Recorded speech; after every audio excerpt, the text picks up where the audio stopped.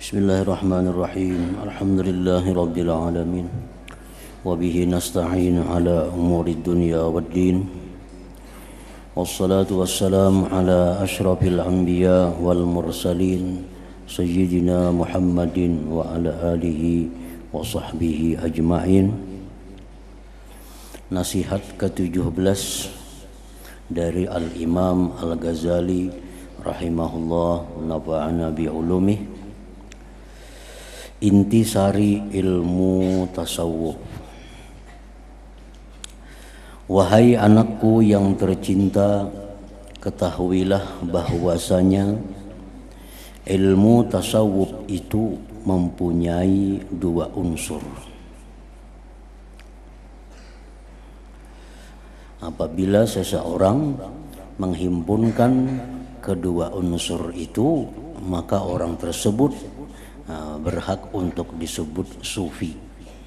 Sufi artinya orang yang bertasawuf.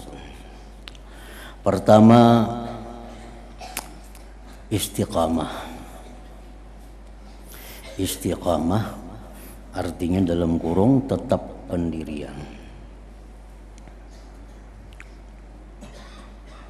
Kedua, baik kelakuan dengan makhluk. Jadi pelajaran-pelajaran yang ada di dalam ilmu tasawuf itu adalah intinya agar kita bisa hidup ini istiqamah. Yang kedua, agar kita mempunyai akhlak yang baik dengan makhluk Allah Subhanahu wa ta'ala.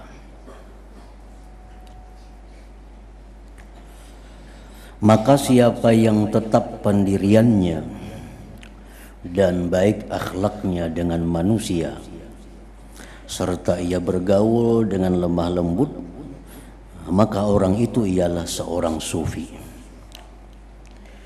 seorang yang berilmu tasawuf artinya. Istiqamah bermakna bahwa ia mengorbankan segala kehendak nafsunya untuk mendapatkan keindahan pribadinya. Lebih mudah dipaham, istiqamah itu artinya adalah seseorang selalu berada di jalan lurus, di jalan takwa. Itu disebut orang yang istiqamah. Orang yang selalu berada di jalan yang lurus, baik dia waktu kaya, waktu dia kaya dia lurus, jadi orang kaya yang lurus. Waktu dia miskin, dia pun miskin dalam keadaan lurus. Kemiskinan itu kadang membuat dia menyimpang dari jalan Allah. Nah, kekayaannya kadang membuat dia menyimpang dari jalan Allah. Waktu dia sehat, kadang menyimpang dari jalan Allah. Waktu dia sakit, dia pun tetap berada di jalan yang lurus. Nah, orang-orang yang berubah-ubah kelurusannya itu belum bisa mempunyai sifat istiqamah. Misalnya kalaunya orang ini kaya, nah ini lurus, bagus. Nah, begitu dia jatuh miskin, sudah berubah, sudah menyimpang ke sana kemari. Nah, sebaliknya ada orang yang waktu miskin bagus, lurus. Nah, sudah dia kaya, dia lupa karena kekayaannya itu. Nah, ini kada istiqamah. Waktu dia sehat, dia bagus, dia lurus.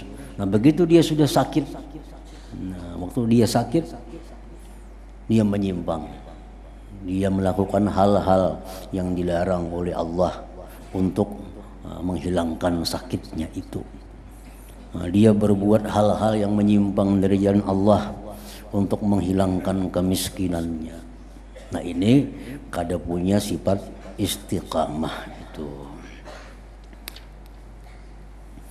Jadi istiqamah selalu berada di jalan yang lurus.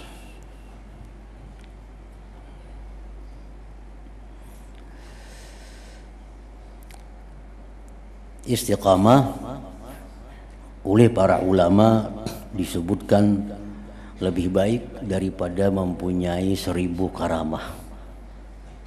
Orang ini di sisi Allah lurus, dalam keadaan apapun dia lurus.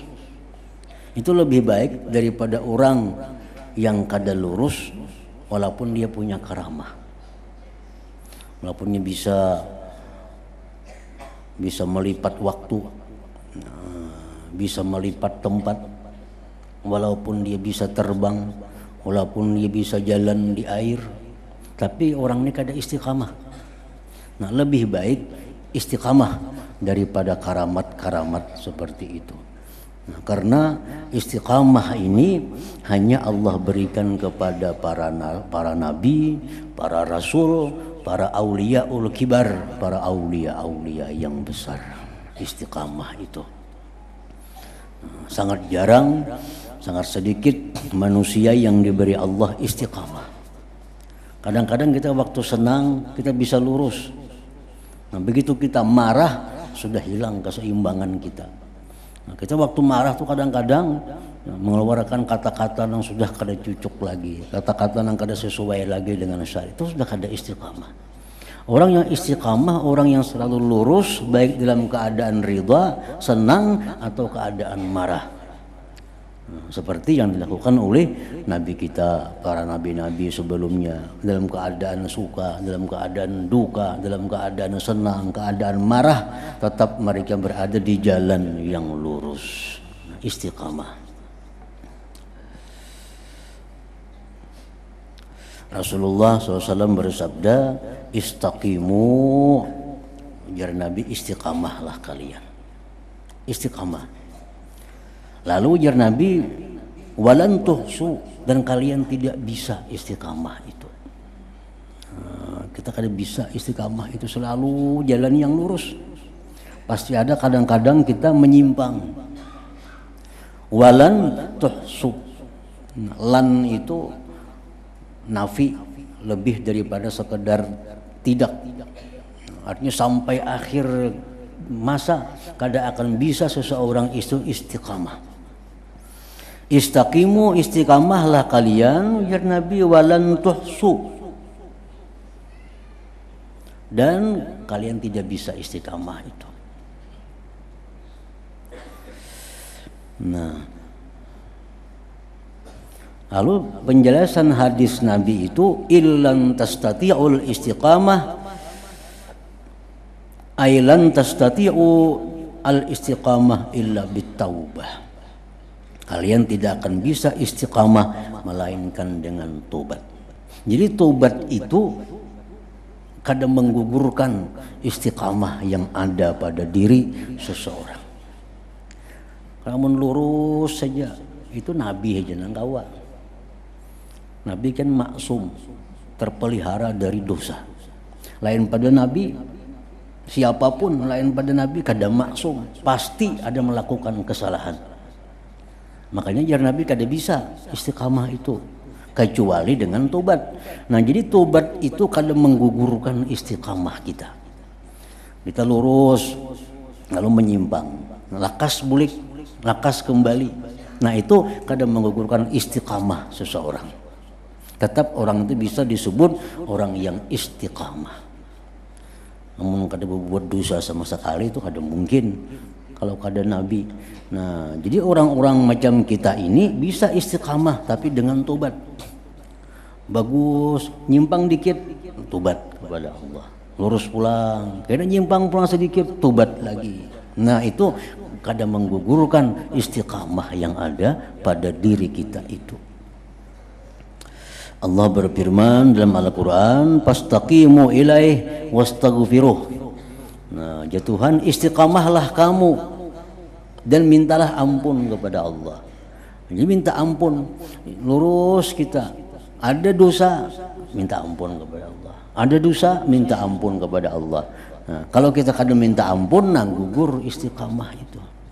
Kada istiqamah lagi. Jadi selama kita jalan yang lurus, ada menyimpang, lakas minta ampun, nah kita masih dapat istiqamah itu.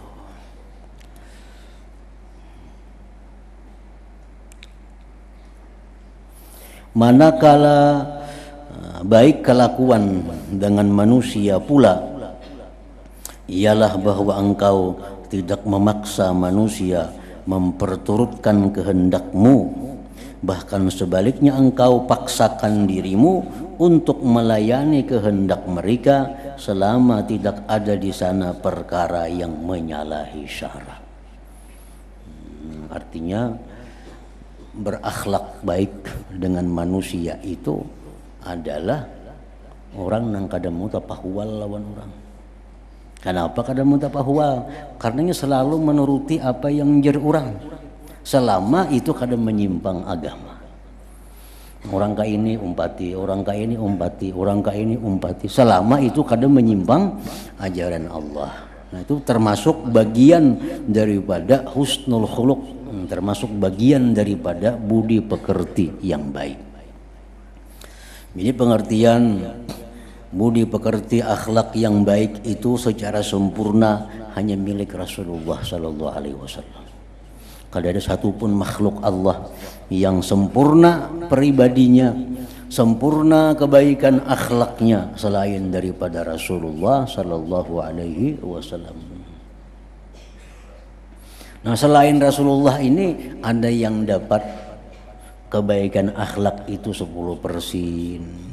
Ada yang dapat bagian dari Rasulullah itu 5%. Ada yang dapat bagian dari Rasulullah itu sekian persen.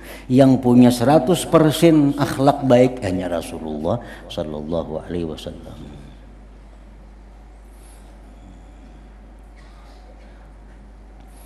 Jadi di bawah kandungan baik akhlak, termasuk dalam baik akhlak, salah satunya ya tadi yang dijelaskan Imam Ghazali adalah engkau selalu menuruti kehendak orang lain selama kehendak itu baik menurut agama. Jangan memaksakan orang menuruti kehendak seorang, kecuali kehendak kita ini yang dibenarkan oleh agama. Nah, itu kita paksakan orang menuruti kehendak kita karena hanya kehendak kita ini yang sesuai menurut agama. Nah, itu boleh. Tapi kalau selama kehendak-kehendak ini dalam perkara yang dibolehkan, nah kita disuruh menuruti kehendak orang lain. Itu bagian daripada baik akhlak. Bagian dari baik akhlak. Nah, termasuk lagi bagian dari baik akhlak itu adalah memaafkan dan berbuat baik terhadap orang yang berbuat jahat. Ini orang berbuat jahat, dimaafkan. Imba dimaafkan pulang ditambah kebaikan. Nah, ini termasuk bagian daripada husnul khuluq. Orang ini sudah berbuat jahat lawan seorang, dimaafkan, imba dimaafkan didoakan pulang. Nah, contohnya mana berbuat jahat lawan seorang, dimaafkan, diberi pulang nasi, umpamanya. Itu bagian daripada baik akhlak yang tinggi. Ini yang dilakukan oleh Nabi Sallallahu Alaihi Wasallam. Orang-orang yang berbuat jahat kepada beliau, nah beliau maafkan, bahkan beliau berbuat baik kepadanya. Itulah akhlak Nabi kita. Nah, kalau kadakawa menurut itu secara sempurna, turuti yang kedua, memaafkan dan tidak membalas orang yang berbuat jahat. Nah, ini termasuk baik akhlak juga. Orang berbuat jahat kepadanya, dimaafkannya dan kada dibalasnya kejahatan orang lain itu, walaupun inya kada berbuat baik kepadanya. Berbuat baik kada, cuma membalas kada juga. Nah, itu hanya salah ya dimaafkan, membaiki kada. Itu pun masuk dalam golongan baik akhlak juga. Nah, yang paling rendah daripada baik akhlak itu adalah kita bisa menjaga diri kita, baik mata, telinga, tangan, mulut, kita jaga jangan sampai mengganggu, menyakiti orang. Itu pun bagian dari baik akhlak juga. Mun berbuat baik kada tadangar, cuma kada usah menyakiti orang. Ini tuh kada usah menyakiti orang, kada usah mengganggu orang, kada biasa menyindir orang, kada biasa menyinggung orang. Membuat baik kepada orang ya kada juga. Ini masuk baik akhlak juga. Nah, sekurang-kurangnya baik akhlak itu adalah orang lain selamat dengan kita. Pokoknya orang-orang yang ada di sekitar kita selamat dari kejahatan tangan kita, selamat dari kejahatan mulut kita. Ini sudah masuk dalam baik akhlak juga. Jadi baik akhlak itu sesuatu yang sangat luas. Di dalamnya itu ada ribuan kandungan tentang baik akhlak. Karena sesuai dengan keadaannya. Orang berumah tangga, laki bini kayak apa akhlak yang baik. Orang berjual beli kayak apa akhlak yang bagus. Orang yang bersedekah memberi kayak apa akhlaknya yang bagus. Orang yang bertetangga kayak apa akhlaknya yang bagus. Nah, baik akhlak itu yang menentukan adalah agama, bukan adat. Orang yang kadang-kadang dianggap baik akhlak menurut adat belum tentu baik menurut agama. Nah, sidin tuh baik benar orang ngejar, kada tahu diurang. Itu belum tentu baik. Artinya orang kayak apa kasidin kada mau urusi. Itu belum tentu bagus. Menurut adat itu bagus. Orang hendak berbuat maksiat kah badannya juga. Orang hendak kelakuan cemini kah kada mau urus. Nah, itu menurut adat dianggap baik. Tapi menurut agama itu justru tercela. Nah, jadi menurut agama tercela. Jadi yang menentukan baik akhlak, buruk akhlak itu agama. Ukurannya bukan ukuran adat, bukan ukuran kehendak seorang.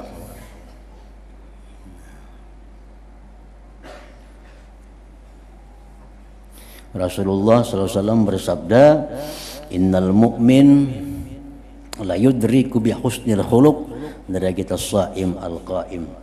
Ujar Nabi, orang yang beriman itu dengan baik akhlak dia memperdapati derajat orang yang puasa dan bangun malam. Ini orang puasa jaga wiannya, malam tahajud aja. Cuma orang ini di hatinya ada dengki. Nah, ada dengki. Ada yang satunya lainnya kada puasa, kada tahu di puasa sunat, kada tahu. Paling puasa nang wajibnya. Sembahyang tahajud kada malam. Tapi hatinya baik. Hatinya kada ada tujuan jahat kepada orang. Nah, ini orang lebih mulia di sisi Allah daripada orang yang puasa dan tahajud itu. Jadi seseorang yang mukmin itu bisa melebihi derajat orang yang penyembah yang pemuasa dengan sebab kebaikan akhlaknya. Kan dikisahkan ada dalam kisah yang masyhur seseorang yang selalu beribadah kepada Allah. Nah, beribadah juga wiannya orang ini. Lalu mengurung kucing. Kan kucing dikurungnya, diberi makaninya kada, diminuminya kada, kucing ini mati. Padahal orangnya ahli puasa, ahli sembahyang. Matinya apa? Ke neraka. Nah, kada baik akhlak, padahal lawan binatang aja. Ada yang satu ini pelacur. Nah, pelacur ini satu hari berjalan melihat ada anjing kehausan. Nah, anjing kehausan. Dipaculnya sepatunya. Dicarinya banyu lawan sepatunya itu, diminum makannya ke anjing kehausan tadi. Ini akhlak baik walaupun dengan anjing. Nah, akhirnya di akhirat ini si pelacur diampuni Allah dosanya karena baiknya akhlak itu.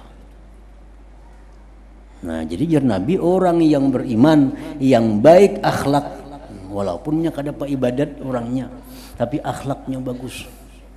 Itu lebih dihargai Allah daripada orang yang ahli ibadah tapi akhlaknya kada bagus. Akhlaknya kada bagus.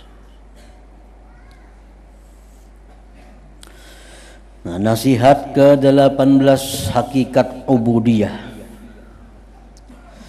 Wahai anakku yang tercinta, kemudian engkau bertanya kepadaku tentang hakikat ubudiyah.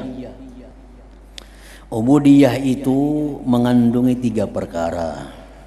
Pertama, menjaga hukum-hukum syariat.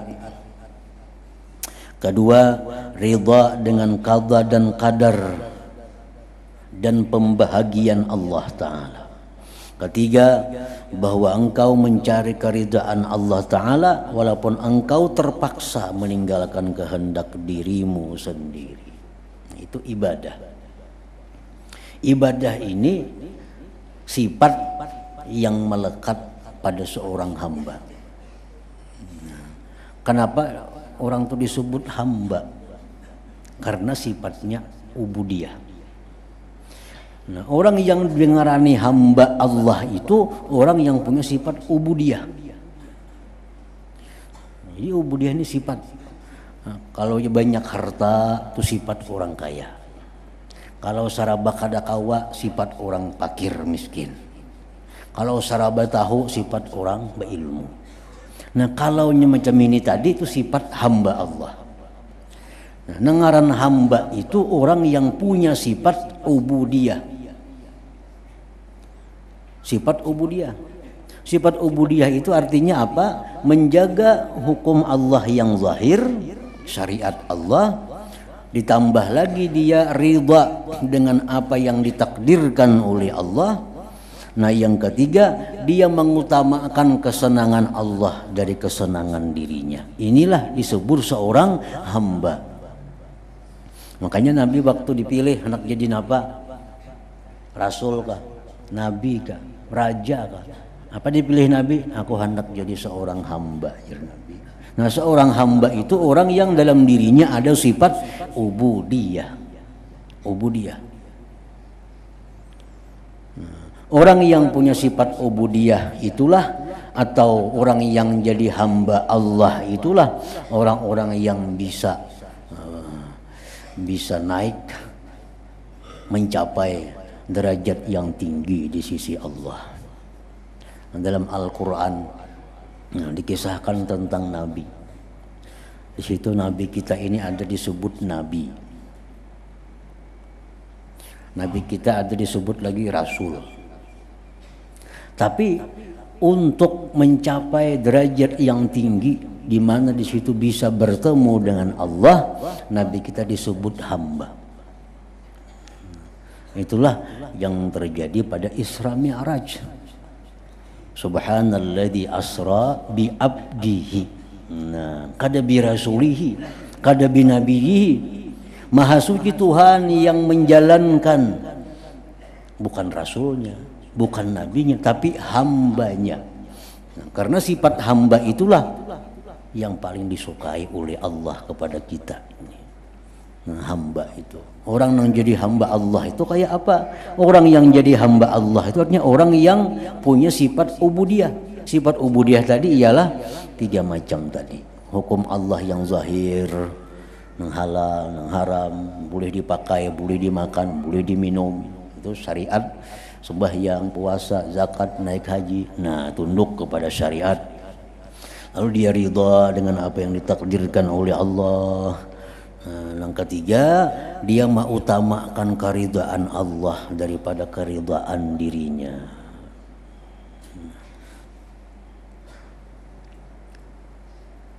Seorang ketujuh ini, seorang ketujuh ini, jamaah Allah kada ketujuh, ya kada jadi.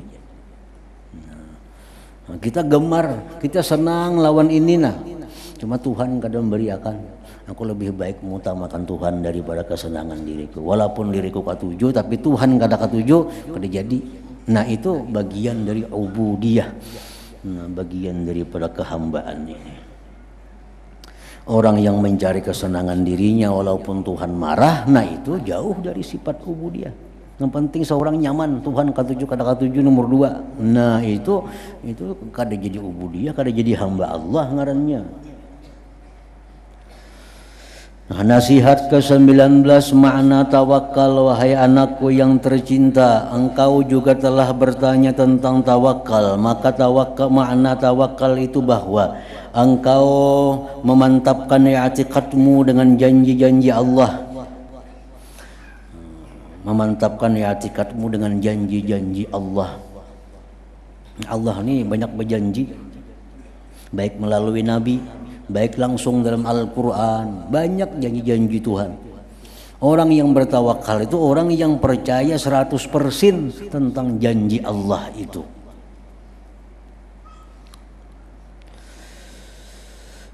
Yaitu engkau mengiktikadkan bahwasanya segala apa yang telah ditakdirkan bagimu itu pasti akan sampai kepadamu, tidak boleh tidak. Walaupun seluruh makhluk yang ada di alam ini berusaha menghalanginya daripadamu. Ya. Dan sebaliknya apa-apa yang telah ditakdirkan bahwa ia bukan untuk engkau, sudah pasti ia tidak akan sampai kepada engkau. Walaupun sekalian makhluk berusaha untuk menyampaikannya kepada engkau. Seduniaan orang mau batik supaya sigar, kadang mau sigar juga. Karena Allah sudah menetapkan orang ini sakit. Seduniaan orang hendak menyakiti, kada sampai. Karena Allah sudah menakdirkan orang ini sehat. Nah, keyakinan itu disebut adalah tawakal. Tawakal.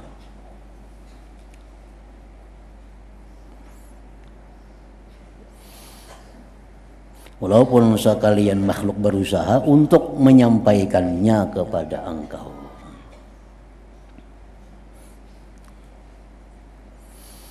Tawakal merupakan modal utama seseorang untuk masuk surga tanpa dihisap. Jadi masuk surga itu manusia ada yang dihisap dahulu, ada yang kada dihisap. Nang kada dihisap ini jar Nabi siapa? Orang yang bertawakal lawan Tuhannya. Nah, orang yang bertawakal lawan Tuhannya, orang yang punya i'tikad di dalam hatinya bahwa setiap yang ditakdirkan Allah kepadaku pasti sampai. Bagaimanapun orang menghalanginya. Setiap nang kada ditakdirkan lawan oleh Tuhan kepadaku pasti kada sampai. Pasti kada sampai. Walaupun orang berusaha menyampaikannya. Artinya mun itu rezeki kita pasti sampai. Namun itu ditakdirkan Tuhan, rezeki kita pasti sampai. Satu saat akan sampai. Namun itu sudah ditakdirkan Allah, bukan rezeki kita. Kayak apa aja mau laki, kada akan sampai.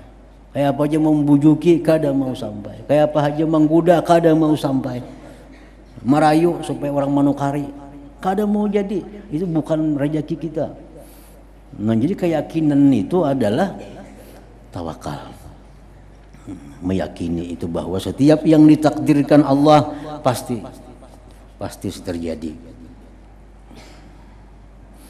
Yang paling sulit apabila kita menghendaki sesuatu nang kada ditakdirkan Tuhan, ampun kita.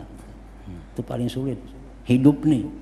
Kalau kita hidup nih menghendaki sesuatu nang pada takdir bukan ampun kita. Hendak sudah, berdoa sudah, berusaha liwat orang sudah, kada mau jadi. Kenapa? Takdirnya kada ampun kita.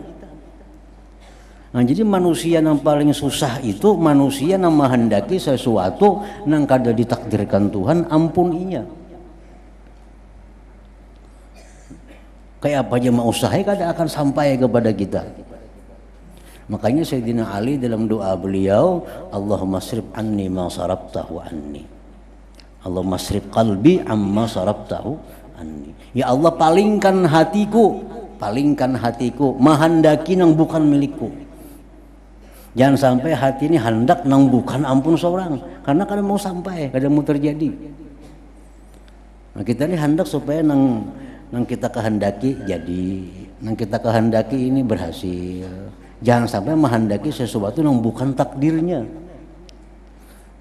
Nah, karena bila itu bukan takdirnya, kayak apa aja usaha kita, kada akan terjadi.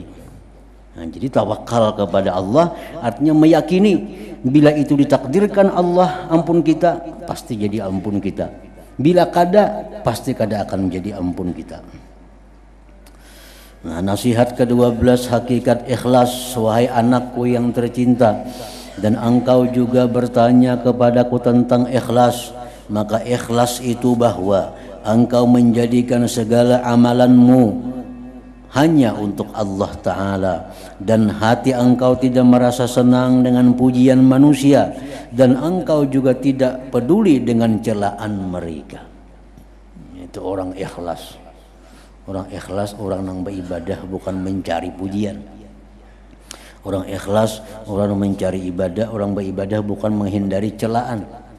Orang ikhlas itu orang yang beribadah semata-mata karena Allah.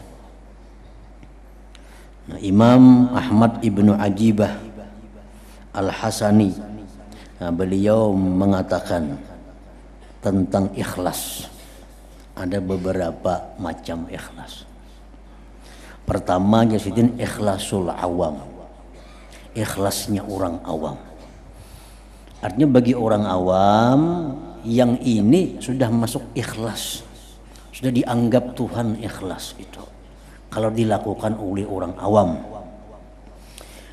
huwa ikhrajul khalqi min muamalatil haqq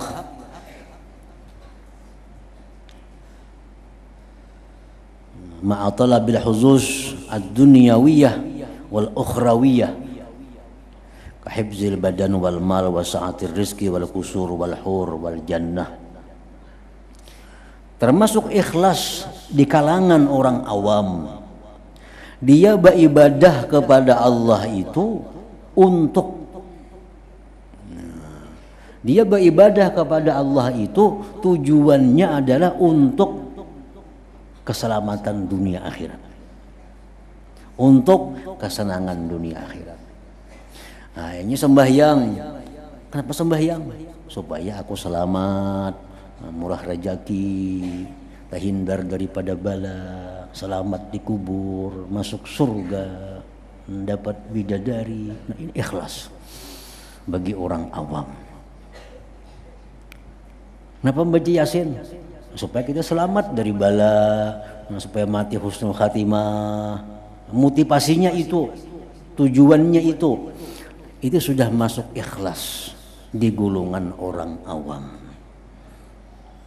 Nah, kita membaca Yasin dengan niat mudah-mudahan Allah selamatkan kita dari bala bencana, dipanjangkan umur, sehat walafiat.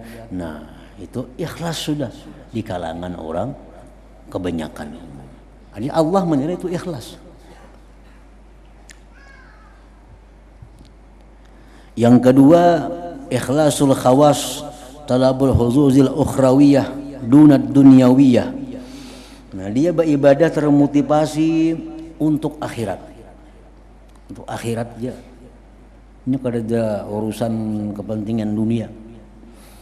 Nya sembahyang, nya puasa supaya selamat dari neraka, masuk surga, itu aja. Kenapa kita barak supaya dikubur selamat? Nah, kenapa baca Yasin supaya matiku bagus, husnul khatimah. Nah, itu tujuannya. Semua tujuan ibadahnya ini arahnya akhirat. Nah, yang tinggi ini pada yang pertama tadi. Yang pertama tadi macam-macam kehendak dalam surah Yasin nih. Hendak selamat itu, selamat ini, selamat dunia akhirat. Walaupun itu ikhlas juga. Tapi yang lebih dihargai lagi oleh Allah kalau ibadahnya itu hanya untuk ukhrawi, untuk akhirat. Nah, yang ketiga, ikhlasu khawasil khawas. Ikhlas orang yang lebih khusus lagi. Nah, itu yang diterangkan Imam Ghazali tadi. Ini untuk orang yang khawasul khawas. Ibadahnya itu kada ada untuk tujuan akhirat apalagi dunia. Semata-mata ibadahnya itu adalah karena melaksanakan hak Allah. Kenapa sembahyang? Disuruh Tuhan. Kenapa puasa? Disuruh Tuhan. Kenapa jam berzakat? Ini perintah Tuhan. Kada ada pikiran surga, kada ada pikiran neraka, kada ada pikiran murah rezeki, kada ada pikiran selamat, kada ada. Setiap kali ibadah, nah, motivasinya adalah menjalankan perintah Allah. Nah ini sudah golongan khawasul khawas, itu sudah nang tinggi, ujar Imam Ahmad Ibnu Ajibah Al-Hasani ini.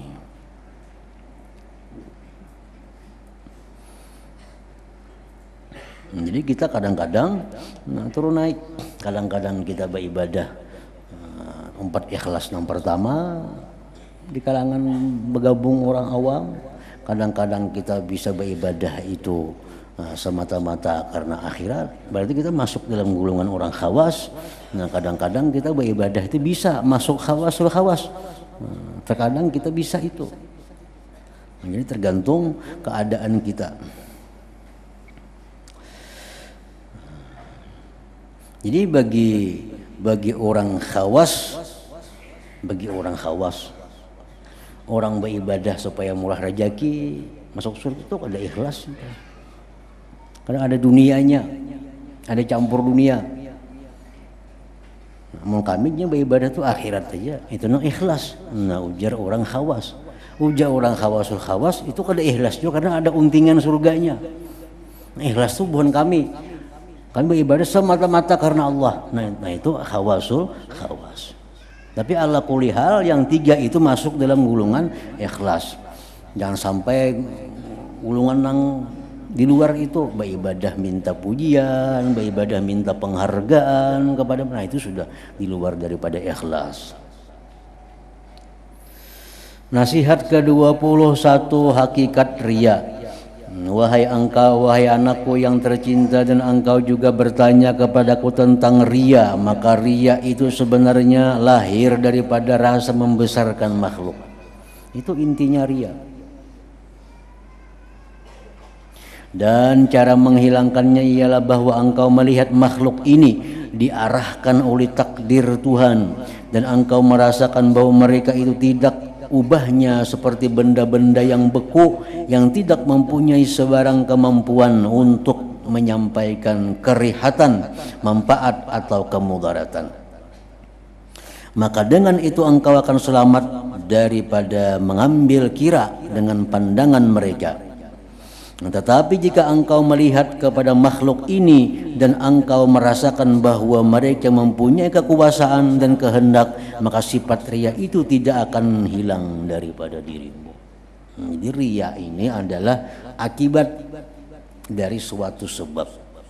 Kada akan bisa hilang akibat kalau sebabnya kada dibuangi. Kenapa kita bisa riya nih? Karena kita menganggap manusia ini bisa menyamani. Manusia bisa menyakiti, manusia bisa memberi manfaat, manusia bisa memudaratkan. Nah disitulah akibatnya riya. Akibatnya ya riya, beribadah supaya disenanginya, kita beribadah supaya disukainya, karena ini bisa memberi manfaat. Nah tapi kalau kita sudah i'tikad dalam hati manusia ini adalah makhluk yang tidak berdaya upaya selain daya upaya Allah, mereka kada akan bisa memudaratkan kita kalau kada dikehendaki Allah, kada akan bisa memberi manfaat kepada kita kalau kada diizinkan Allah. Nah bisa tuh hilang riya, bisa hilang riya. Selama itu masih i'tikad kita manusia ini bisa mengganggu, manusia bisa memberi manfaat, kada mau hilang riya itu pasti ada, pasti beribadah supaya diperhatikan orang, supaya dihargai orang, karena kita masih menganggap manusia ini bisa segala-galanya. Nah jadi menghilangkan riya itu hilangkan sebabnya, kuatkan i'tikad dalam hati bahwa an-nafi' wad-dar huwa Allah, yang memberi manfaat sebenarnya, yang memudaratkan kita itu sebenarnya ialah Allah Subhanahu wa taala. Nah jadi riya melakukan suatu ibadah. Riya ini hubungannya ke ibadah, melakukan suatu ibadah, sembahyang, puasa, sedekah, ya macam-macam ibadah, karena bukan Allah, karena menghendaki pujian, menghendaki penghargaan, menghendaki kekayaan, menghendaki kedudukan. Nah itu adalah riya, ngarannya riya. Kalau orang main kuntau, main kerati supaya juara, itu kada riya. Kenapa? Main kuntau kada ibadah. Tapi aja main kuntau berlatih, kerati tiap malam berlatih. Aku supaya dimuliakan orang karena aku jagau. Kan ada apa-apa itu? Kenapa? Karena main kuntau itu kada ibadah. Kada ibadah. Ria itu ibadah yang ditujukan kepada Allah, mestinya ini dialihkan kepada manusia. Nah, itu disebut dengan ria ini. Jadi kita memakai pakaian ini supaya aku dipandangkan orang bagus umpamanya. Nah, kalau pakaian itu bagian dari ibadah jadi ria. Kalau pakaian itu kada bagian ibadah kada ria. Jadi intinya ria itu hubungannya ke ibadah. Nang kada ibadah kada ada sangkut paut lawan ria.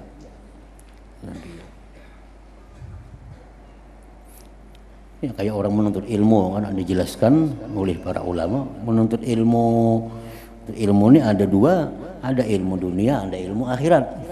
Nah, orang nuntut ilmu akhirat agar dapat dunia itu ria. Apa belajar fikih? Nyaman kena aku orang bertakun hukum, orang bertakun apa diberi orang aku duit. Nah, ini ngarannya menjadikan ilmu akhirat sebagai ladang dunia. Ini sudah dilarang oleh Allah. Karena ini ilmu akhirat. Kalau ilmu dunia dijadikan untuk dunia juga itu kadaria ngarannya. Nah, kada apa-apa, kadaria. Apa yang belajar ilmu bertukang? Anak jadi tukangnya mendapat gajian kan jadi soal karena bertukang itu ilmu tukang itu ilmu bagian daripada dunia. Nah, jadi ria itu dicela karena menyalahgunakan ibadah yang mestinya karena Allah ditujukan kepada makhluk Allah Subhanahu wa taala. Nah, kemudian nasihat ke-22. أفضل الذكر فاعلم أنه لا إله إلا الله محمد رسول الله لا إله إلا الله محمد رسول الله لا إله إلا الله محمد رسول الله لا إله إلا الله لا إله إلا الله لا إله إلا الله لا إله إلا الله لا إله إلا الله الله الله الله الله الله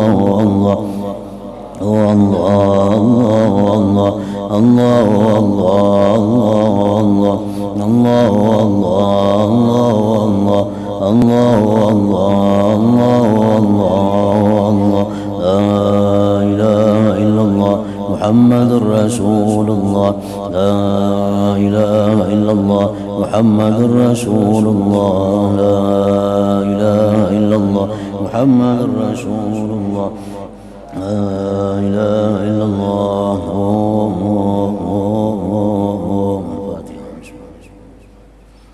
إياك نعبد وإياك نستعين الصراط المستقيم صراط الذين أنعمت عليهم يا أيها الرجل منه شفاعة صلوا عليه سلموا تسليما اللهم صل وسلم